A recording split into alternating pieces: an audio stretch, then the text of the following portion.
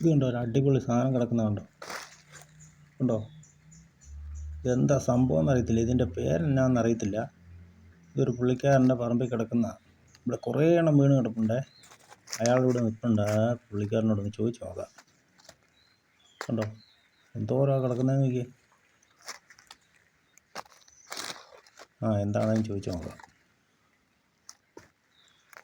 ഇതിൻ്റെ പേരെന്നാ? ചതുരപ്പുളി. ചതുരപ്പുളി. ഓക്കെ, ചതുരപ്പുളി എന്നാണ് ഇതിൻ്റെ പേര്. ഇത് എവിടെ നിന്ന് കൊണ്ടു വെച്ചതാ? ഇത് ഇരുട്ടിയിൽ നിന്ന് കൊണ്ടുവന്നാ? 2 ചോടുണ്ടല്ലേ? 3 ചോട്ടുണ്ട്. ആ, സൂപ്പർ. അച്ചാറിടാൻ ഏറ്റവും സാധനം. പിന്നെ ബൈൻ ഉണ്ടാക്കാനും നല്ലതാണ്. നല്ലതാണ്. ഈ പഴുത്ത് കഴിഞ്ഞാൽ ബൈൻ ഉണ്ടാക്കാൻ പറ്റുള്ളൂ. പച്ചപ്പുള്ളിയല പഴുത്ത് ഇഷ്ടം പോലെ പോലെ കിടപ്പുണ്ട്.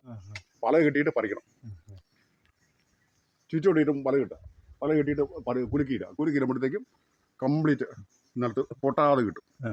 പൊട്ടിപ്പോയാൽ അതാണ്. ഇത് ഓവർ പൊക്കം ഉണ്ടായിരുന്ന പൊക്കം ഞാൻ വട്ടം മുറിച്ചിട്ടാണ് ഇപ്പോൾ കുറ്റിക്ക് പടത്തി കിടത്തി. മാങ്ങ ഇടുന്നേക്കല്ലേ സൂപ്പർ സാധനമാണ്. രുചി കൂടുതൽ. മാങ്ങ സൂപ്പർ അല്ലേ? മാങ്ങേക്കാൾ നല്ല സൂപ്പർ രുചി കൂടുതലാണ്.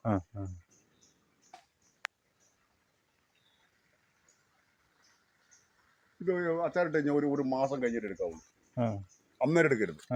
ഒരു മാസം കഴിഞ്ഞ് വേണേൽ എടുത്തു, അത്യാവശ്യം എടുത്ത് കൂട്ടാം.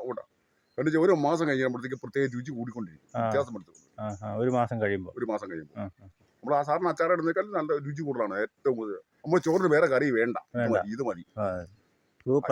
അധികം വേണ്ടതായിരുന്നു കറിക്ക്. ശകലം എടുത്താൽ മതി. ഒരു 2 പ്ലേറ്റ് ചോറ് തന്നെ. വേറെ എന്നാ വേണ്ടേ? ഇറച്ചിക്കറി എല്ലാം മാറ്റി വെക്കും.